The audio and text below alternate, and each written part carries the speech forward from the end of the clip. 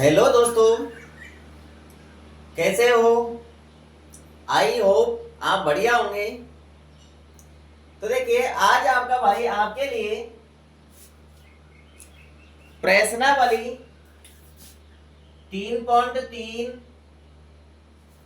का जो दूसरा क्वेश्चन है उसके 3 पॉइंट रह गए थे। पहला और दूसरा हमने पिछली वीडियो में कंप्लीट कर लिया था। तो आज मैं आपके लिए इस प्रश्नावली का जो दूसरा क्वेश्चन है उसकी जो 3 पॉइंट है, तीसरा, चौथा और पांचवा, आज हम उन पॉइंटों को क्लियर करेंगे। इसी वीडियो के अंदर क्लियर कर लेंगे हम तीनों पॉइंटों को विलोपन विधि से। तो ये वीडियो में लास्ट तक बने रहना। ये वीडियो आपके लिए बहुत ही इंटरेस्टिंग होने वाली है। देखिए, मैं आपको उसी हिसाब से पढ़ा रहा हूं जिस हिसाब से आप क्लासों में पढ़ते हैं। आपने यूट्यूब प्लेटफॉर्म पर आपने बहुत सारे चैनल देखे होंगे, परंतु उन चैनलों में आपने देखा होगा कि एक ही वीडियो में पूरी एक्सरसाइज को समाप्त कर दिया जाता है, या फिर आपकी जो प्रश्नावली जो 3 है, 2 चर वाले रैखिक समीकरण युग्म उसको पूरा समाप्त कर दिया जाता है। तो यहाँ पर मैं ऐसा नहीं कर रहा हूं, मैं आपको थोड़ा थोड़ा करके पढ़ा रहा हूं ताकि आप रोजाना स्टडी कर सकें और आपकी समझ में सब कुछ आ सके। ठीक है ना? तो चलिए वीडियो को स्टार्ट करते हैं। वीडियो में लास्ट तक बने रहना, ध्यान आपका वीडियो पर ही होना चाहिए। यदि कोई स्टूडेंट इस वीडियो को पहली बार देख रहा है तो भैया चैनल को सब्सक्राइब कर लेना, बेल आइकन का बटन दबा लेना ताकि मेरी प्रत्येक वीडियो का नोटिफिकेशन आप सभी तक पहुंच जाए। चलिए वीडियो को स्टार्ट करते हैं क्वेश्चन नंबर 3 से। तो देखिए, तीसरा पॉइंट आपके सामने है। 2 अंकों की संख्या, कोई 2 अंकों की संख्या है, उसे 2 अंकों की संख्या के अंकों का योग 9 है। उसे 2 अंकों की जो संख्या है उसके अंकों का योग कितना है भैया? 9 है। आगे कह रहा है इस संख्या का 9 गुना संख्या के अंकों को पलटने से बनी संख्या का 2 गुना है, वह संख्या ज्ञात कीजिए। तो देखिए, यहां पर हमको 2 समीकरण प्राप्त करने हैं। पहली शर्त हमारी ये है, ऊपर वाली 2 अंकों की संख्या के अंकों के योग 9 है, तो ये हमारी पहली शर्त है। तो इससे प्राप्त हो गई एक समीकरण। दूसरा समीकरण हमारा यहां से प्राप्त होगा, इस संख्या का 9 गुना संख्या के अंकों को पलटने से बनी संख्या का 2 गुना है। ठीक है ना? तो ऐसे द्वितीय शर्त जब अपन लगाएंगे तो ऐसे से हमको दूसरा समीकरण प्राप्त करना है। तो दूसरा समीकरण प्राप्त करने के लिए 2 अंकों की संख्या का विस्तार रूप आपसे आना चाहिए। तो देखिए, सबसे पहले आपको मैं 2 अंकों की संख्या को हम विस्तार से कैसे लिखते हैं तो वो समझ लीजिए। जैसे आपकी संख्या है भैया 2 अंकों की, हमने ले ली 12। ठीक है ना? तो ये हमेशा ध्यान रखना कि जो 2.5 अंक होता है, 2.5 अंक में 10 का गुणा किया जाता है और इकाई अंक को हमेशा जोड़ा जाता है। ठीक है ना? क्या किया जाता है? 2.5 अंक में 10 का गुणा करना है और इकाई अंक को जोड़ना है। तो ये 12 का विस्तारित रूप है। ठीक है ना? 2 अंकों की संख्या है 12 और 12 का विस्तारित रूप है 1 गुणा 10 प्लस 2। अगर हम इसके अंकों को पलट देते हैं तो 12 से 21 बन जाएगा। अब इकाई अंक बन चुका है आपका 1 और 2.5 अंक बन चुका है 2। तो अगर हम 21 का विस्तारित रूप लिखें तो कैसे लिखेंगे भैया? 2 का गुणा हमको 10 से करना होगा। ठीक है? 2.5 का मतलब 10 होता है, इकाई का मतलब 1 होता है, और इकाई अंक को जोड़ देंगे तो ये आपका 21 का विस्तारित रूप है। ठीक है? अब इसकी और इसकी तुलना कीजिए। 10 तो अपनी जगह पर ही है, हमने 12 के अंकों को पलटा तो क्या बना भैया? 21। तो 1 तो चला गया 2 की जगह पर, 2 आ गए 1 की जगह पर। ऐसा ही तो हुआ है, देखिए इधर 2 आ गए 1 की जगह पर, तो 2 गुणा 10 हुआ, प्लस 2 की जगह पर 1 आ गया। ठीक है ना? तो 2 अंकों की संख्या को आप विस्तार से लिखना सीख गए होंगे।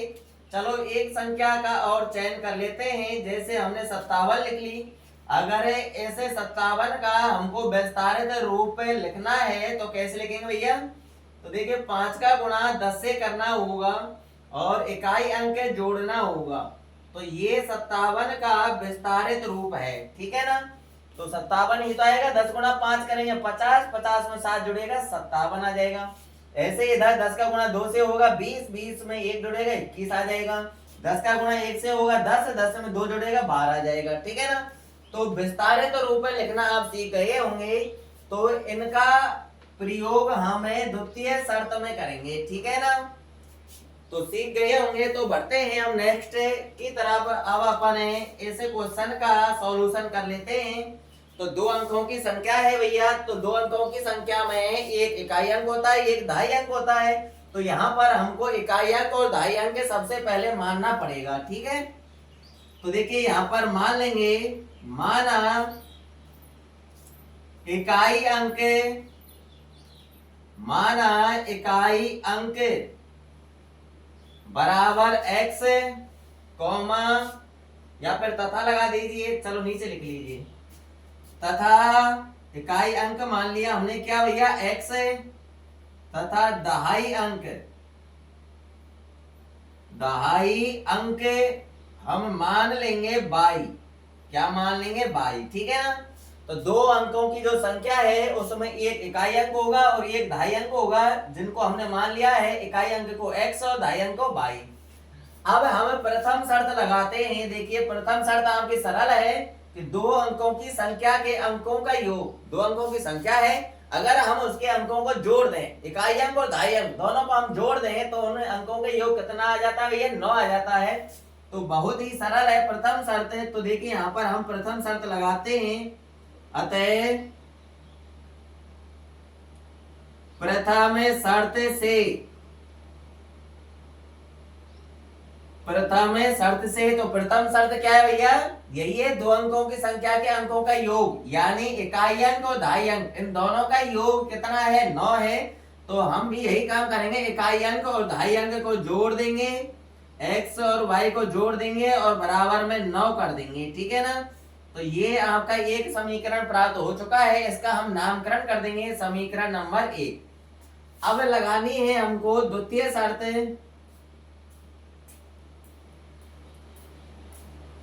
अब क्या करना है हमको? अब द्वितीय शर्त लगानी है। तो देखिए द्वितीय शर्त से, अब द्वितीय शर्त पढ़िए क्या कह रहा है आगे क्वेश्चन, कि इस संख्या का 9 गुना, यानी हमको जो 2 अंकों की संख्या दी हुई है उस संख्या के बारे में कह रहा है कि इस संख्या का 9 गुना। तो हमको वो संख्या निकालनी पड़ेगी 2 अंकों की संख्या के। 2 अंकों की संख्या है कौन सी? तो देखिए एक तरफ हम 2 अंकों की संख्या लिख लेंगे, ठीक है ना। फिर कह रहा है ये संख्या के अंकों को पलटने से बनी संख्या। तो अगर हम संख्या के अंकों को पलट देते हैं तो संख्या हमारी चेंज हो जाती है, तो उस संख्या को हम इधर लिख लेंगे, ठीक है। तो देखिए यहाँ पर मैंने अभी संख्या का विस्तारित रूप आपके लिए बताया था कि दहाई अंक के साथ हमेशा 10 का गुणा करते हैं और इकाई अंक को हम जोड़ते हैं। तो देखिए यहाँ पर इकाई अंक क्या है? x, तो ये तो जोड़ना है। दहाई अंक क्या है? y, तो इसमें 10 का गुणा करना है। तो देखिए कर दीजिए, 10 का गुणा 22 से करना है, तो 22 गुणा 10 प्लस में x, ठीक है। ये तो है आपकी दी हुई संख्या। 22 का गुणा 10 से कर दिया और इकाई अंक हमने जोड़ दिया, ठीक है ना। ध्यान से समझना, वो विस्तारित रूप मैंने आपको इसलिए ही समझाया था क्योंकि यहाँ पर हम संख्या लिखने वाले हैं 2 अंकों की संख्या, और संख्या के अंकों को पलटने से जो संख्या बनेगी उसको भी हम इधर लिखने वाले हैं, ठीक है ना। तो दहाई अंक के साथ किसका गुणा करना है भैया? 10 का, और इकाई अंक हमेशा जोड़ना है। अब इसके अंकों को पलट दीजिए। तो जैसे ही हम अंकों को पलटेंगे तो 10 तो अपनी जगह पर ही रहेगा, 10 इंटू लगा लेंगे हमें, तो y चला जाएगा, x की जगह पर x आ जाएगा y की जगह पर। तो यही काम कीजिए, तो x गुणा 10 प्लस y, ये आपकी दी हुई संख्या है और ये आपकी वह संख्या है कौन सी? इस संख्या के जब हम अंकों को पलट देते हैं तब हमको जो संख्या प्राप्त होती है वो संख्या है ये, ठीक है ना। इधर और समझ लीजिए, जैसे 2 अंकों की संख्या है, इकाई अंक x है और दहाई अंक क्या है भैया? y, x y, ठीक है ना। इकाई अंक x लिख लिया और दाई अंक क्या लिख लिया y। हम ऐसे नहीं लिखेंगे, हम संख्या को, दी हुई संख्या को और अंक पलटने पर जो संख्या प्राप्त होगी उसको हम ऐसे नहीं लिखेंगे, इसको हम विस्तारित रूप में लिखेंगे। तो देखिए y का गुणा होगा 10 से और इकाई अंक जोड़ना है। अगर हम इसके अंकों को पलटेंगे तो xy हो जाएगा, फिर इसका विस्तारित रूप यूज करना है, हमको x के साथ गुणा करना है 10 का और y यानी इकाई अंक जोड़ना है, ठीक है ना। इस प्रकार से हमें संख्या लिख लेंगे, ये तो दी हुई संख्या है, ये अंक पलटने पर प्राप्त संख्या है, ठीक है ना। अब देखिए, अब हमने लिख लिया ये। अब क्वेश्चन को पढ़िए दोबारा। संख्या का यानी इस संख्या का 9 गुना, इस संख्या का 9 गुना करने के लिए बोल रहा है भैया, तो इस सब को कोष्टक में बंद कर दीजिए और 9 का गुणा कर दीजिए। 9 गुना, गुना गुनी आए तो गुणा करते हैं, तो 9 गुणा कर दिया हमने। कह रहा है कि संख्या के अंकों को पलटने से बड़ी संख्या, ये वो संख्या है, संख्या के अंकों को पलटने से बड़ी संख्या का 2 गुना है। तो जब हमें इस संख्या का 9 गुना कर देते हैं तो ये पूरा ऐसे का 2 गुना हो जाता है। अब हमको ये बराबर करने हैं, बराबर तब होंगे जब हम कम की तरफ क्या, किसका गुना कर देंगे भैया, 2 का गुना कर देंगे, ठीक है ना। तो ये 2 गुना हो जाता है 9 गुना करने के बाद इससे, तो हमको बराबर करने हैं, तो इस समय हम 2 का गुना कर देंगे, बराबर हो जाएंगे। अब इसकी कैलकुलेशन कर लीजिए। तो देखिए, पहले क्वेश्चन वालों को सॉल्व कर लीजिए। 9 का गुणा हम बाद में कर लेंगे, तो 9 बाहर ही जो का त्यों लिख देंगे हमें। तो 10 का गुणा y से करेंगे तो 10y और प्लस में x बराबर के इधर देखिए 2 हमारा ज्यों का त्यों, 10 का गुणा x से करेंगे तो 10x आएगा, आगे प्लस y, ठीक है। अब इधर 9 का गुणा कर देना अंदर, इधर 2 का गुणा कर देना अंदर। तो 9 का गुणा 10 से करेंगे तो कितना आएगा, 90y आएगा, प्लस है आगे तो प्लस लगा लेंगे। 9 का गुणा x से करेंगे तो 9x आएगा, आगे बराबर का चिन्ह है तो बराबर का चिन्ह लगा लेंगे। 2 का गुणा 10 से करेंगे तो भैया 20x आएगा, आगे प्लस है तो प्लस लगा लेंगे। 2 का गुणा y से करेंगे तो 2y। इतना आ गया होगा समझ में, ठीक है ना। अब देखिए, इसमें अचर पद नहीं है। क्या नहीं है, अचर पद मौजूद नहीं है। तो ऐसा कीजिए, यहां से x और y को सबको एक तरफ ले लीजिए। क्या करना है, x और y को एक तरफ लेना है, यानी सबका पक्षांतरण कर देना इधर, ठीक है।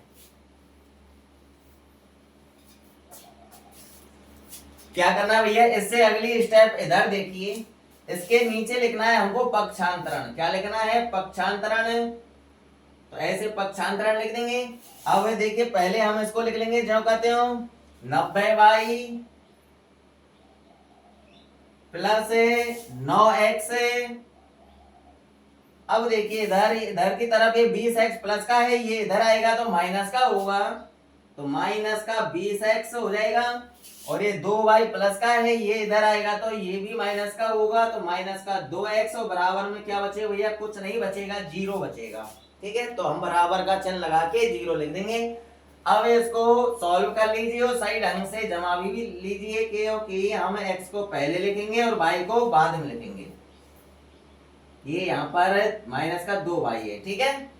अब देखिए, प्लस के तो हैं 9x और माइनस के हैं 20x, प्लस माइनस के हैं घटेंगे, माइनस के ज्यादा है माइनस के बचेंगे।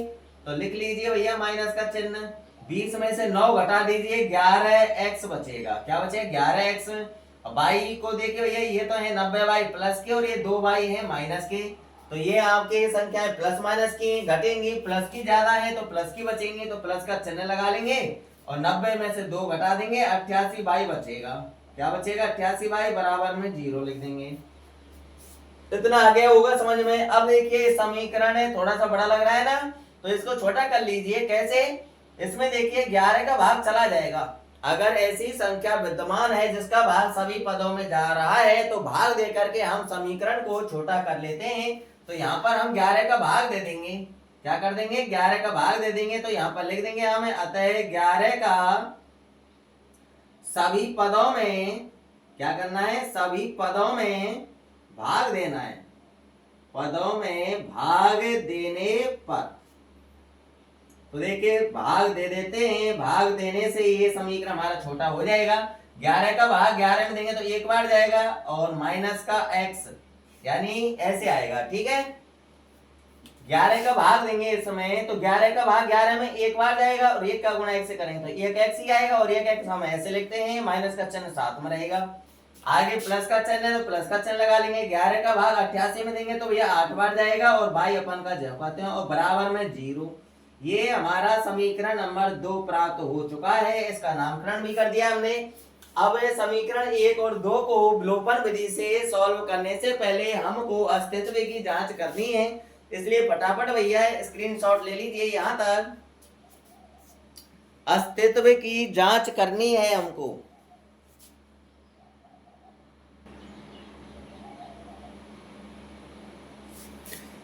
तो देखिए बोर्ड को रब कर दिया है, समीकरण 1 और समीकरण 2 को मैंने एक जगह लिख लिया है, ठीक है ना। आपको नहीं लिखना है ऐसा, आपका समीकरण 1 यहाँ पे था और समीकरण 2 यहाँ पे था, उनको वहीं पे ही रहने दीजिए। अब हमको उससे आगे यानी समीकरण 2 से नीचे हमको क्या लिखना है भैया, अतः अस्तित्व की जांच करने पर क्या करना है, अस्तित्व की जांच करनी है। तो देखिए अतः अस्तित्व की जांच करने पर, तो देखिए अस्तित्व की जांच किससे करते हैं, a1 बटे a2, b1 बटे b2 और c1 बटे c2 से करते हैं। तो यहाँ पर हमें a1 बटे a2 का मान निकालने जा रहे हैं। a1 का मान पहले समीकरण में x के गुणा में जो होगा, x के गुणा में जो भी संख्या नजर आएगी वही हमारा a1 का मान होगा। x के गुणा में कुछ भी संख्या नजर नहीं आ रही है तो a1 का मान 1 होगा। क्या होगा, 1 बटे का चिन्ह लगा देंगे। a2 का मान समीकरण 2 में x के गुणा में क्या है भैया, माइनस का ही चिन्ह नजर आ रहा है, तो 1 भी छुपा हुआ है इसके यहाँ, x का गुणांक -1 है, तो यानी a2 का मान -1 होगा, ठीक है। अब 1 में -1 का भाग देंगे तो -1 ही आएगा, तो a1 बटे a2 का मान निकल के आया -1।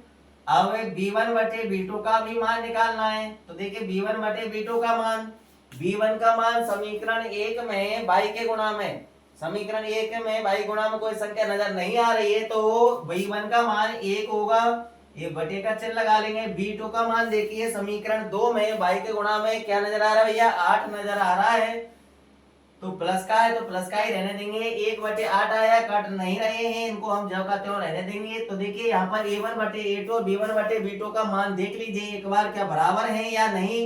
a1 बटे a2 का मान आया -1, b1 बटे b2 का मान आया 1 बटे 8, ये दोनों बराबर नहीं है। जब बराबर नहीं होते हैं तो हमको c1 बटे c2 का मान निकालने की आवश्यकता नहीं होती है, ठीक है ना। तो हम इनसे ही पता कर लेते हैं। तो देखिए यहाँ पर लिख देंगे अतः a1 बटे a2 का मान बराबर नहीं है b1 बटे b2 के, ठीक है, इस प्रकार से लिख देंगे। अब जब ये नहीं होता है, a1 बटे a2 का मान और b1 बटे b2 के मान आपस में बराबर नहीं होते हैं, तो ये क्या होता है, यानी रेखाएं हमारी प्रतिच्छेद करती हैं, हल अद्वितीय होता है, हल संगत होता है। जहां हल संगत है तो उनका हल अस्तित्व में भी है, ठीक है ना। तो हम लिख देंगे इसलिए हल अस्तित्व में है, इसलिए हल अस्तित्व में है। अब क्वेश्चन ये कह रहा है आपका आगे कि यदि हल अस्तित्व में है तो यह विलोपन विधि से सॉल्व कीजिए। तो हम समीकरण 1 व समीकरण 2 को विलोपन विधि से सॉल्व कर लेंगे। तो यहाँ पर हम लिख देंगे समीकरण 1 व समीकरण 2 से, ठीक है। अब क्या करना है, अब हमको समीकरण 1 व समीकरण 2 का चयन करना है और इनको विलोपन विधि से सॉल्व करना है, ठीक है। समीकरण 1 व समीकरण 2 से लिख दिया। अब हमें समीकरण 1 और समीकरण 2 को एक जगह लिख लेंगे।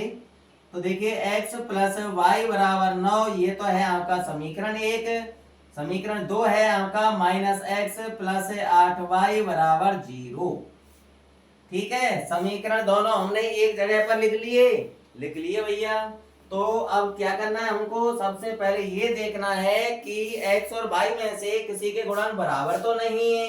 तो देखिए यहाँ पर x के गुणा में कोई संख्या नहीं है तो यानी 1 है, x गुणा में कोई संख्या नहीं तो 1 है, यानी गुणांक बराबर है x के, y के गुणांक बराबर नहीं है। तो किसी एक के ही गुणांक बराबर होने चाहिए, नहीं होते हैं तो हम गुणांक बराबर कर लेते हैं विपरीत गुणा करके।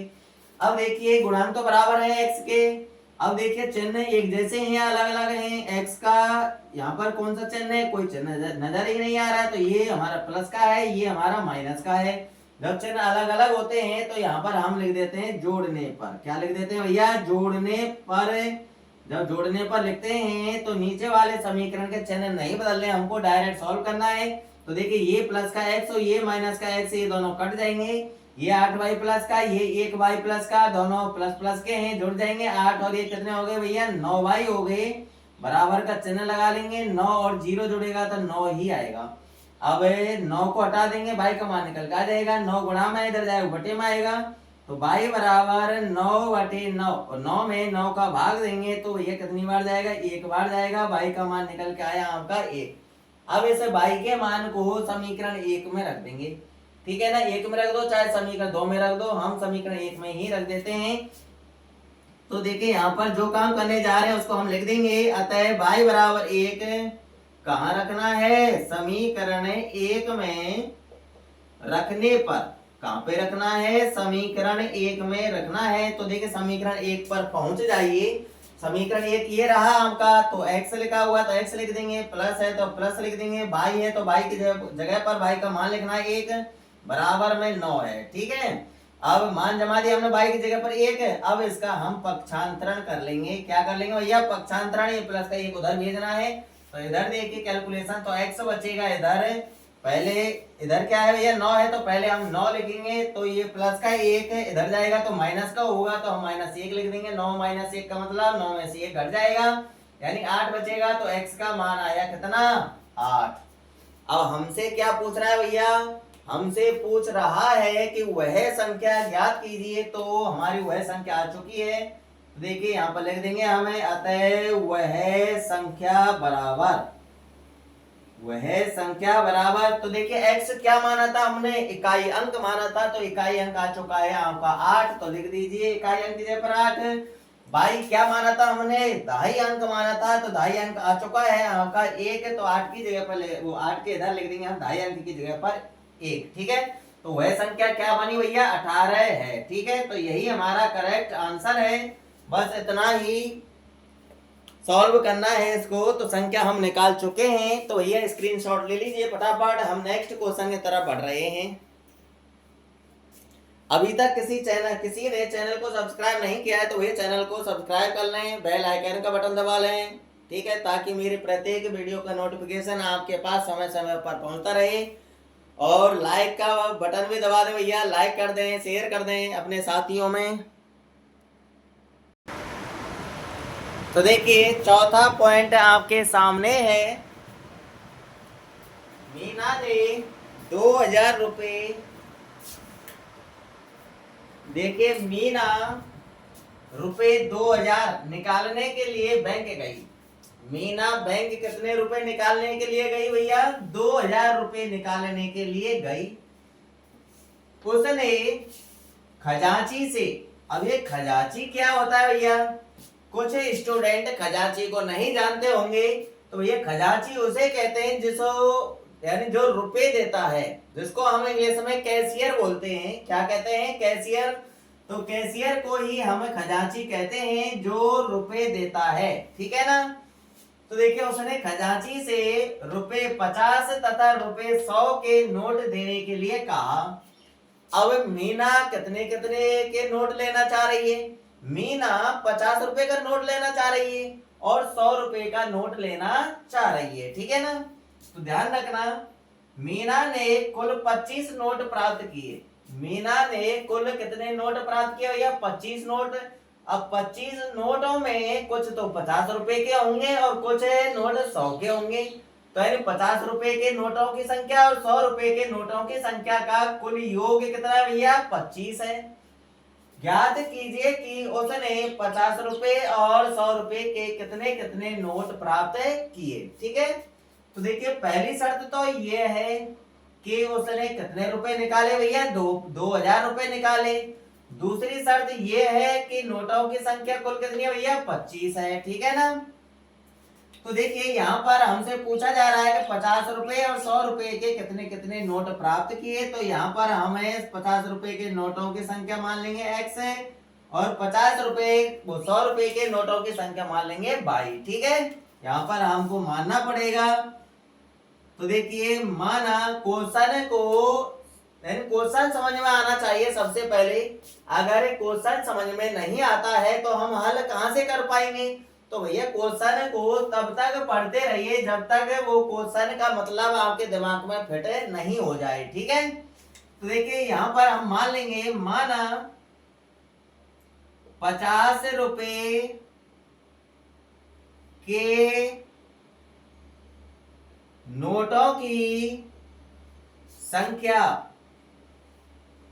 50 रुपए के नोटों की संख्या बराबर x। ठीक है, ये मान लिया हमने 50 रुपए के नोटों की संख्या कितनी है x, तथा उसने 100 के नोट भी तो खरीदे थे इसलिए हम 100 के नोट भी मान लेंगे, तथा 100 रुपए के नोटों की संख्या बराबर y है। ठीक है, इस प्रकार से हमें नोटों की संख्या मान लेंगे। 50 रुपए के नोटों की संख्या x है तथा 100 रुपए के नोटों की संख्या बराबर y। अब ये आपकी प्रथम शर्त है कि उसने कुल 2000 रुपए निकाले। अब 2000 में से कुछ तो 50 रुपए के नोटों का मूल्य होगा और कुछ 100 रुपए के नोटों का मूल्य होगा। 50 रुपए के मान लीजिए उसने 10 लिए, तो 10 रुपए यानी 10 है, 50 रुपए के नोट कितने लिए उसने 10 लिए, तो उनका मूल्य कितना होगा। तो 10 है नोटों का मूल्य होगा कितना 500। और 100 रुपए के नोटों का मूल्य, जैसे मान लीजिए हमें यानी 100 रुपए के नोट लिए उसने कितने 10, तो 100 रुपए के नोट का मूल्य कितना होगा 1000। तो 500 और 1000 कितना हुआ 1500 हुआ। ऐसे ही इन नोटों का मूल्य निकालना है हमको। 50 रुपए के नोटों का मूल्य निकालना है, 100 रुपए के नोटों का मूल्य निकालना है। उन दोनों का कुल योग कितना दिया हुआ है 2000। कितना दिया हुआ है 2000 दिया हुआ है। तो देखिए यहां पर प्रथम शर्त से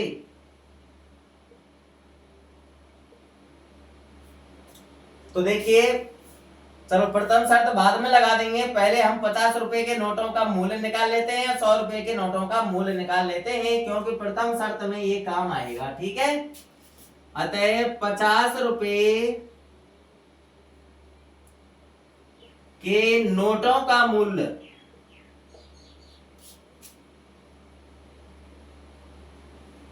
बराबर 50 रुपए के नोट कितने भैया 10 हैं। कितने हैं 10। ये हम मान लेते हैं कि 50 रुपए के नोट 10 हैं, तो उनका मूल्य कितना हुआ, कितने रुपए हुए। आपके पास 50 रुपए के 10 नोट है, तो आपके पास रुपए कितने हैं भैया 500 ही तो होंगे। कितने होंगे 500 होंगे। तो 50 रुपए के नोटों का मूल्य 500 निकल के आया 10 नोटों का। तो यहाँ पर 50 रुपए के नोट कितने x हैं, तो इनका मूल्य क्या होगा, तो गुणा कर देंगे। हम गुणा करते हैं, तो 50 गुणा x करेंगे तो कितना आएगा 50x आएगा। कितना आएगा 50x। इसी प्रकार हम 100 रुपए के नोटों का मूल्य निकाल लेंगे। 100 रुपए के नोटों का मूल्य, नोटों का मूल्य 100 रुपए के भैया आपके पास 10 नोट हैं, तो कुल मूल्य कितना हुआ, कितने रुपए हुए आपके पास 1000 हुए। यानी 100 का गुणा 10 से किया तभी तो 1000 आया। इसी प्रकार 100 रुपए के नोटों का मूल्य निकालना है, तो 100 रुपए के नोट कितने हैं 22, तो 100 का गुणा हम 22 से कर देंगे। कितना आएगा भैया 100 आएगा। नोटों का मूल्य निकालने के लिए उसकी क्वांटिटी का गुणा हम उसकी संख्या से कर देते हैं। अगर मान लीजिए 10 रुपए के आपके पास 100 नोट हैं, कितने हैं 100, तो आपके पास है 10 रुपए का कुल मूल्य कितना हुआ, तो ये 100 10 यानी 10 रुपए का कुल मूल्य हुआ। 10 गुणा 100 कर देंगे हम, कितना आएगा 1000 आएगा। तो आपके पास 1000 रुपए हैं। अगर आपके पास 50 रुपए के 20 नोट हैं, तो कुल मूल्य कितना है 1000 रुपए है। आपके पास 1000 रुपए होंगे। अगर 100 रुपए के मान लीजिए आपके पास 20 नोट हैं, तो 100 रुपए का कुल मूल्य क्या होगा, यानी 2000 रुपए होंगे। तो 100 का गुणा हम 20 से कर देंगे, तो 2000 आएगा। इसी प्रकार हमको यहाँ पर गुणा करना है, 50 रुपए का गुणा x से कर देंगे और 100 का गुणा हम y से कर देंगे, ठीक है ना। तो इनका कुल मूल्य निकल के आ जाएगा। अब देखिए क्वेश्चन कह रहा है कि मीना 2000 रुपए निकालने गई, तो यानी 50 रुपए के कितने रुपए लिए उसने, 50x लिए, 100 रुपए कितने रुपए लिए, 100y लिए, तो इन दोनों का कुल योग 2000 है। तो हम जोड़ देंगे, यहाँ पर प्रथम शर्त लगा देंगे। अतः प्रथम शर्त से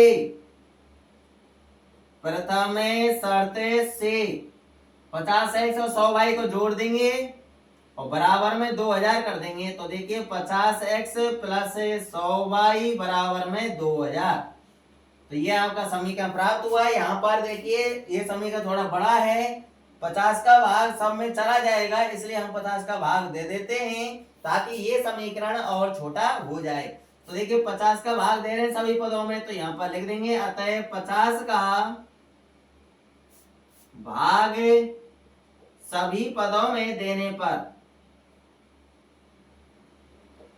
सभी पदों में देने पर, तो 50 का भाग 50 में देंगे तो एक बार जाएगा और 1 का गुणा x से करेंगे तो 1x और 1x हम ऐसे लिखते हैं, आगे प्लस है तो प्लस, 50 का भाग 100 में देंगे 2 बार जाएगा तो 2y आएगा, बराबर 50 का भाग 2000 में देंगे तो 200 में दे लीजिए आप, तो 50 का भाग 200 में 4 बार जाएगा और 1 0 बची है वो पीछे आ जाएगा, 40 बार जाएगा। तो समीकरण 1 प्राप्त हो चुका है आपका और इसका नामकरण कर देंगे समीकरण 1, ठीक है ना। तो फटाफट उतार लीजिए यहाँ पर, यानी स्क्रीनशॉट ले लीजिए। समीकरण 2 प्राप्त करते हैं, फटाफट देखिए। तो आगे देखिए, इसको मैंने ये 2 लाइन मिटाई हैं, ये लाइन अभी काम आने वाली है इसलिए नहीं मिटाई। द्वितीय शर्त लगानी है, अब हमको क्या लगानी है, द्वितीय शर्त। तो हम लिख देंगे अब द्वितीय शर्त से, अब द्वितीय शर्त से, द्वितीय शर्त क्या है भैया कि मीना ने कुल 25 नोट प्राप्त किए। तो 50 रुपए के नोट कितने हैं x और 100 रुपए के नोट कितने हैं y, तो इन दोनों का योग दिया हुआ है 25, यानी 50 रुपए के नोटों की संख्या और 100 रुपए के नोटों की संख्या का कुल योग कितना है 25 है। तो हम x और y को जोड़ देंगे और बराबर में 25 कर देंगे और ये आपका दूसरा समीकरण प्राप्त हो चुका है। इसका नामकरण कर देंगे समीकरण नंबर 2। अब इसको आगे सॉल्व बाद में करेंगे, पहले हमको अस्तित्व की जांच करनी है कि इनका हल अस्तित्व में है या नहीं है। तो देखिए मैं अब इसको मिटा रहा हूं यहां तक, ठीक है ना। ये ध्यान रखना 50 रुपए के नोटों की संख्या हमने x प्राप्त की, वो x माना है, और 100 रुपए के नोटों की संख्या हमने y मानी है। हमसे नोटों की संख्या ही पूछ रहा है कि 50 रुपए के नोट और 100 रुपए के नोट कितने कितने प्राप्त किए, ठीक है। देखिए फटाफट अस्तित्व की जांच करते हैं।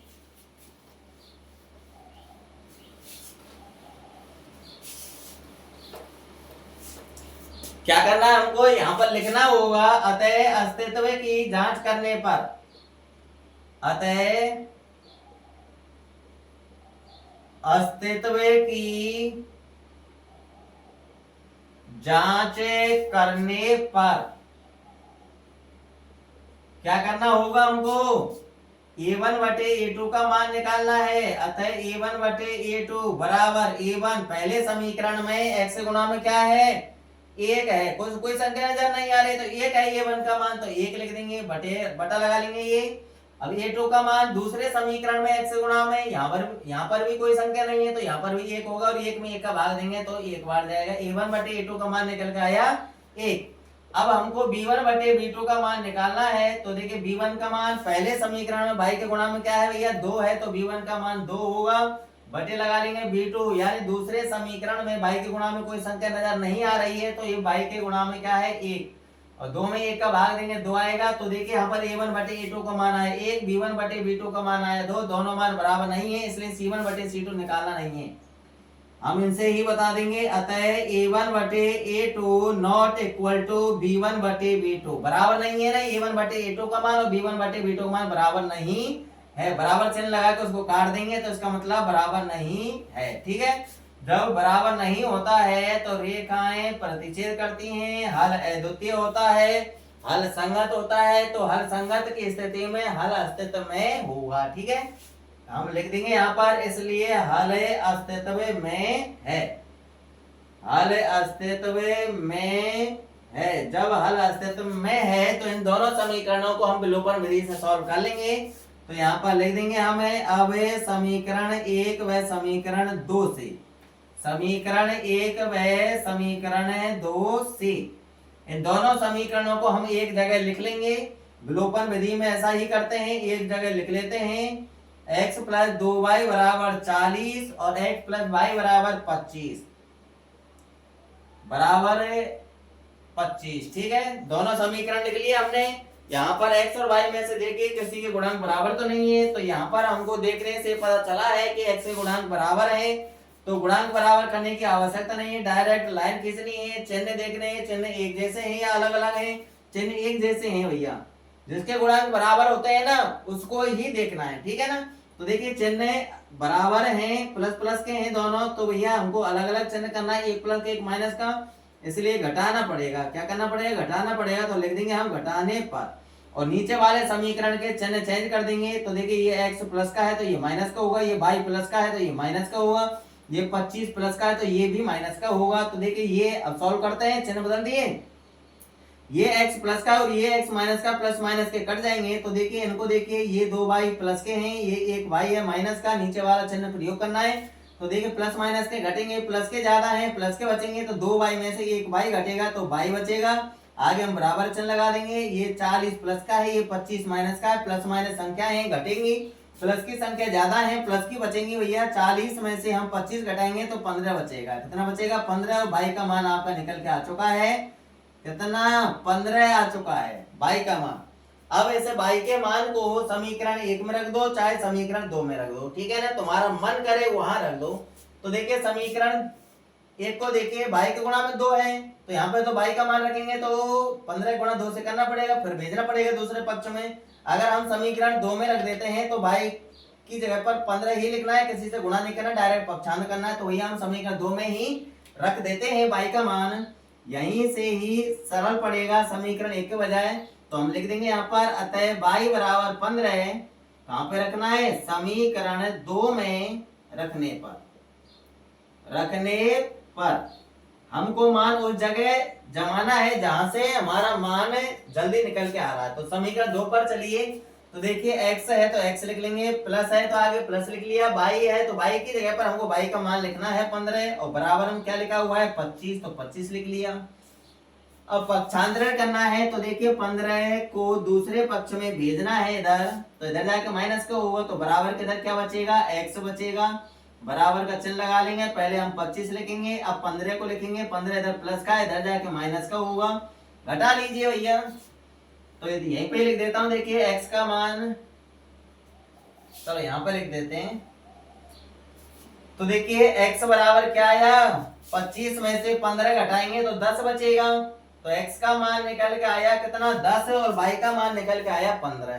ठीक है, तो x हमने क्या माना था भैया? 50 रुपए के नोटों की संख्या मानी थी। तो 50 रुपए के नोट कितने लिए उसने? मीना ने 10 लिए। और भाई हमने क्या माना था भैया? हमने 100 रुपए के नोटों की संख्या मानी थी, तो 100 रुपए के नोट उसने कितने लिए? 15 लिए। तो ये नीचे हमको हिंदी लिखनी है, 2 लाइन है। अतः मीना ने 50 रुपए के नोट, 50 रुपए के नोट, चलो ऐसे नहीं, वही हिंदी लिख दो जो हमने माना था, ठीक है। वैसे हिंदी आप कैसे भी लिख सकते हैं, हम लिख सकते हैं कि मीना ने 50 रुपए के नोट 10 व 100 रुपए के नोट 15 लिए या प्राप्त किए, परंतु हम वही हिंदी लिखेंगे जो हमने माना था। माना की जगह अतः लिख देंगे, अतः 50 रुपए के नोटों की संख्या, 50 रुपए के नोटों की संख्या कितनी है भैया? कितनी है? 10 है। 50 रुपए के नोट हमने x ही तो माने थे, और x का मान 10 है, तो 50 रुपए के नोटों की संख्या निकल के आई 10 है। तथा दूसरी लाइन लिखने जा रहे हैं, 100 रुपए के नोटों की संख्या बराबर, तो 100 रुपए के नोट हमने क्या माने थे भैया, बाई, तो बाई का मान 15 है, तो 15 लिख देंगे, 15 है। बस कंप्लीट होता है, इतना ही करना है, यही हमारा करेक्ट आंसर है। तो मीना ने भैया बैंक से 50 रुपए के 10 नोट प्राप्त किए और 100 रुपए के 15 नोट प्राप्त किए। तो भैया ये क्वेश्चन इसी प्रकार से सॉल्व होगा। फटाफट स्क्रीनशॉट ले लीजिए। लास्ट क्वेश्चन रहा है ऐसे क्वेश्चन यानी क्वेश्चन नंबर 2 का भी और एक्सरसाइज 3.3 का भी और प्रश्नावली 3 दो चर वाले रैखिक समीकरण युग्म का भी, ठीक है ना। तो नेक्स्ट क्वेश्चन है, देखिए, तो देखिए पांचवा क्वेश्चन आपके सामने है। पांचवा पॉइंट है, किराए पर पुस्तकें देने वाले, जो किराए पर पुस्तकों को देते हैं उसे हम क्या कहते हैं भैया, पुस्तकालय कहते हैं। तो देखिए क्वेश्चन क्या कह रहा है, किराए पर पुस्तकें देने वाले किसी पुस्तकालय का प्रथम 3 दिनों का नियत किराया है। समझिए क्वेश्चन को, अगर आप पुस्तकालय से कोई पुस्तक ले रहे हैं और 3 दिनों तक रख रहे हैं, तो 3 दिनों का किराया उसका नियत है, फिक्स है, यानी 10 रुपए या 20 रुपए या 50 रुपए या 100 रुपए, जितना भी उसको उसका उसने जो फिक्स कर रखा है, तो 3 दिनों का किराया उतना है, ठीक है ना, नियत किराया है। अगर 3 दिन से ज्यादा आप पुस्तक को रखेंगे तो अतिरिक्त दिन का चार्ज अलग से लगेगा। ऐसा क्वेश्चन में आगे कहा गया है। तो देखिए उसके बाद प्रत्येक अतिरिक्त दिन का किराया यहां पर आएगा, चलो, बाद उसके बाद प्रत्येक अतिरिक्त दिन का अलग किराया है। अगर आप 3 दिन से ज्यादा पुस्तक को रख रहे हो तो उससे जो अगले दिन है, 3 से अगले दिन, चौथा दिन, 5वां दिन, तो उनका अलग से किराया है। आगे देखिए क्या कह रहा है क्वेश्चन, सरिता ने 7 दिनों तक एक पुस्तक रखने के लिए 27 रुपए अदा किए। सरिता ने कितने दिनों तक पुस्तक रखी भैया, 7 दिनों तक पुस्तक रखी, तो 7 दिन का किराया उसने 27 रुपए दिए, ठीक है, अदा किए। जबकि सुशी ने एक पुस्तक 5 दिनों तक रखने के 21 रुपए अदा किए। सुशी ने पुस्तक को कितने दिन रखा था भैया, 5 दिनों तक रखा था, तो 5 दिन का किराया उसने 21 रुपए अदा किया। तो देखिए नियत किराया तथा प्रत्येक अतिरिक्त दिन का किराया ज्ञात कीजिए। तो नियत किराया ज्ञात करना है, प्रत्येक अतिरिक्त दिन का किराया ज्ञात है करना है। तो भैया क्वेश्चन समझ में आ जाना चाहिए, सरल है, ठीक है। आप पुस्तक को 3 दिन रख रहे हो, पुस्तकालय से ले आए पुस्तक और 3 दिन तक रख ली, तो 3 दिन का किराया उस पुस्तकालय का फिक्स है, वो आपको देना है, 10 रुपए, 20 रुपए, 50 रुपए, जितना भी है वो तो देना है, ठीक है। अगर तीन दिन तक रखेंगे तो मान लीजिए 50 रुपए उसका फिक्स है, तो 3 दिन तक रखेंगे आप तो 50 रुपए देने पड़ेंगे आपको। अगर 3 दिन से ज्यादा पुस्तक को आप रख रहे हैं, तो 4 दिन रख रहे हैं, तो एक अतिरिक्त दिन हो गया, तो एक अतिरिक्त दिन का किराया अलग से लगेगा। जैसे मान लीजिए 20 रुपए है, अतिरिक्त दिन का किराया कितना है, 20 रुपए, तो भैया हमने 4 दिन पुस्तक रख ली, तो 50 रुपए तो हो गए 3 दिन के, और चौथे दिन का किराया कितना हुआ, 20 रुपए हुआ, तो 50 और 20 कितने हुए, 70 रुपए आपको अदा करने पड़ेंगे। एग्जाम्पल के तौर पर हम ऐसा समझ रहे हैं, ठीक है ना। अगर आप 5 दिन रखेंगे पुस्तक को, तो 2 दिन का किराया कितना हो जाएगा भैया, 3 दिन का तो फिक्स है 50, तो 3 दिन से एक्स्ट्रा हमने 5 दिन रखी, यानी 2 दिन रखी एक्स्ट्रा। कुल दिन कितने रखी हमने पुस्तक, 5 दिन रखी, 3 दिन का किराया कितना हुआ, 50 रुपए हुआ, तो 2 दिन किराया कितना हुआ, 20 के हिसाब से, 20 और 20 40, तो 50 और 40 कितने हुए, 90, तो आपको 5 दिन का किराया कितना देना पड़ेगा, आपको किराया 90 रुपए देना पड़ेगा, ठीक है ना। आगे होगा समझ में। तो यहाँ पर नियत किराया हम मान लेंगे x और प्रत्येक अतिरिक्त दिन का किराया मान लेंगे y, ठीक है। तो यहाँ पर देखिए मान लेते हैं, माना नियत किराया, माना नियत किराया बराबर x रुपए तथा प्रत्येक अतिरिक्त दिन का किराया ₹22, ये हमने मान लिया, ठीक है ना। नियत किराया क्या मान लिया हमने, ₹X, और प्रत्येक अतिरिक्त दिन का किराया मान लिया ₹22। अब ये प्रथम शर्त है आपकी, सरिता ने 7 दिनों तक एक पुस्तक रखने के लिए ₹27 अदा किए, तो ये है आपकी प्रथम शर्त है। और सुशी ने एक पुस्तक 5 दिनों तक रखने के लिए ₹21 अदा किए, ये है आपकी द्वितीय शर्त है। तो देखिए यहाँ पर हम प्रथम शर्त से एक समीकरण प्राप्त कर लेते हैं फटाफट, तो देखते रहिए बोर्ड पर। अतः प्रथम शर्त से अब देखिए प्रथम शर्त नियत किराया, यानी कितने दिनों का है ये ₹X, 3 दिनों का। कितने दिनों का है, 3 दिनों का। तो 3 दिनों का किराया तो ₹X फिक्स है, तो ये तो हमारा X लिख लिया, ठीक है। ये तो है नियत किराया 3 दिनों का। अब देखिए सरिता ने कितने दिन पुस्तक रखी हुई है, 7 दिनों तक पुस्तक रखी है, तो 7 दिन में से 3 दिन काट दो, क्योंकि 3 दिन का किराया वो देगी ₹X। बचे कितने दिन, 4 दिन। तो 4 दिन का किराया प्रत्येक अतिरिक्त दिन के हिसाब से जुड़ेगा। तो 4 दिन का किराया कितना होगा, तो 4 का गुणा हम 22 से कर लेंगे, तो 4 गुणा 22 होगा तो क्या आएगा ये 4y। कितना आएगा 4y, और इन दोनों का योग करेंगे हमें तो कितना बैठेगा भैया, ₹27 बैठेगा। तो बराबर में हम 27 कर देंगे, ठीक है। और ये समीकरण आपका एक प्राप्त हो चुका है, इसका नामकरण कर देंगे समीकरण नंबर 1। अब द्वितीय शर्त लगानी है। अब द्वितीय शर्त से, अब द्वितीय शर्त देखिए, सुशी ने कितने दिन पुस्तक रखी भैया, 5 दिन के लिए पुस्तक रखी। तो 5 दिन में से 3 दिन का किराया तो जुड़ेगा ₹X, तो 3 दिन का किराया तो फिक्स है ₹X। अब 5 में से 3 दिन काट दो, बचे कितने दिन, 2 दिन। तो 2 दिन का किराया प्रत्येक अतिरिक्त दिन के किराए के हिसाब से जुड़ेगा। तो 1 दिन का किराया ₹22 है, तो 2 दिन का किराया क्या होगा, 2y। 2 गुणा 22 हो जाएगा 2y, और इन दोनों का योग कितना है, ₹21 अदा किए सुशी ने, तो बराबर में हम कर देंगे 21, और समीकरण 2 प्राप्त हो चुका है। इसका नामकरण कर देंगे समीकरण नंबर 2, ठीक है। तो समीकरण 1 और समीकरण 2 हमने प्राप्त कर लिए हैं। अब सबसे पहले हमको अस्तित्व की जांच करनी है, उसके बाद विलोपन विधि से सॉल्व करना है। तो देखिए यहाँ पर लिख देंगे हमें, अतः अस्तित्व की जांच करने पर, तो देखिए यहाँ पर फटाफट अस्तित्व की जांच कर लेते हैं। हमको a1/a2 का मान निकालना है। तो देखिए a1/a2 बराबर a1 का मान, पहले समीकरण में x के गुणा में क्या है भैया, कुछ नजर नहीं आ रहा, तो 1 है, a1 का मान बटे लगा लिया।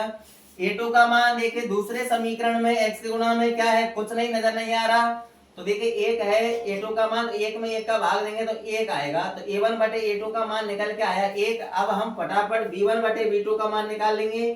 तो देखिए b1/b2 यानी b1 का मान देखिए पहले समीकरण में भाई के गुणा में क्या है 4, तो b1 का मान 4 होगा बटे b2 का मान देखिए दूसरे समीकरण में भाई के गुणा में क्या है 2, प्लस के हैं दोनों, इसलिए हम चिन्ह के बारे में चर्चा नहीं कर रहे हैं। अगर कोई एक माइनस के प्लस के होता तो चिन्ह के बारे में चर्चा करते, ठीक है ना। तो देखिए 2 का भाग 4 में जा रहा है, कितनी बार जा रहा है भैया, 2 बार।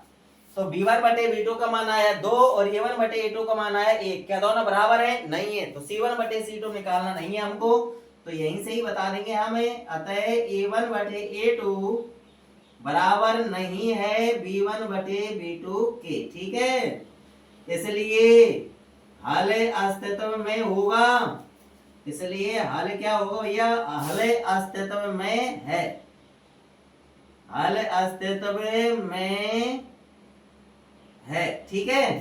तो हल की जांच कर ली हमने कि हल अस्तित्व में है या नहीं, तो भैया हल अस्तित्व में है, फटाफट स्क्रीनशॉट ले लीजिए। और अब हम समीकरण 1 और समीकरण 2 को विलोपन विधि से सॉल्व करने जा रहे हैं। स्क्रीनशॉट ले लिया होगा आपने। तो देखिए यहां से ऊपर से ऐसे को क्वेश्चन को मिटा देते हैं। ये ध्यान रखना, नियत किराया x माना है, प्रत्येक अतिरिक्त दिन का किराया y माना है। तो x का जो मान आएगा वो हमारा नियत किराया होगा, y का मान जो आएगा वो हमारा प्रत्येक अतिरिक्त दिन का किराया होगा।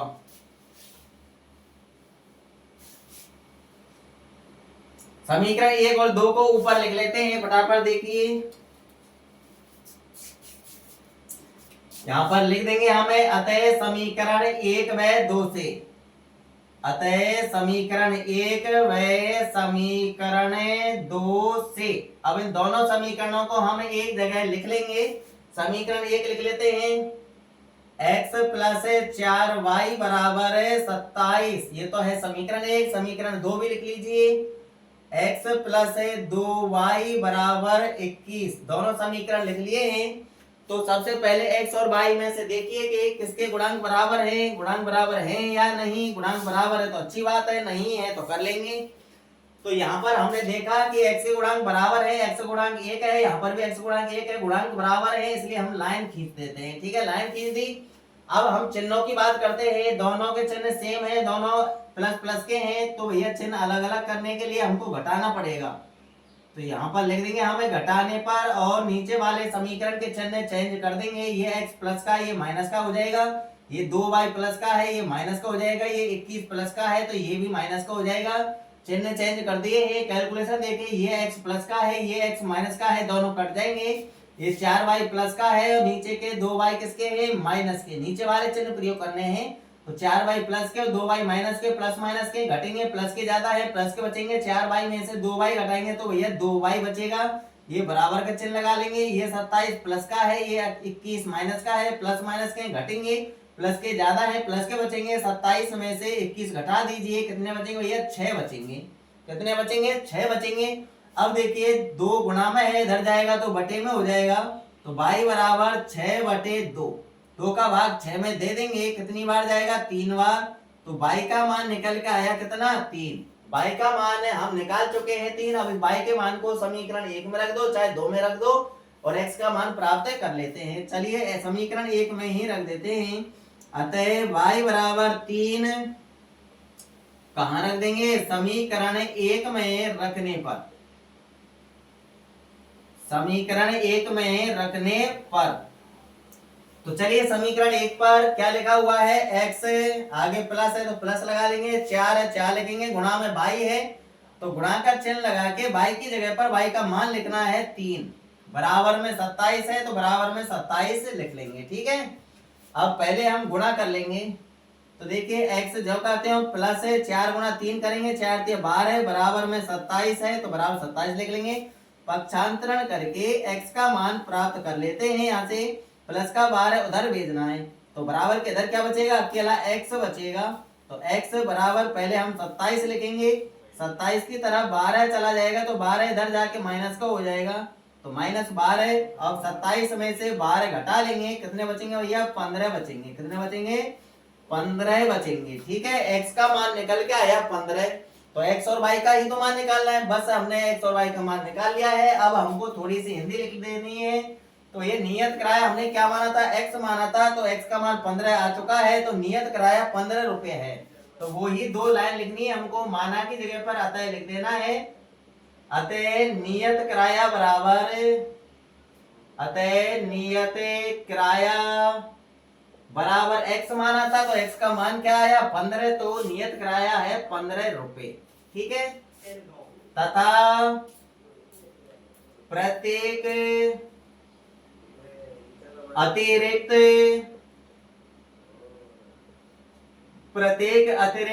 दिन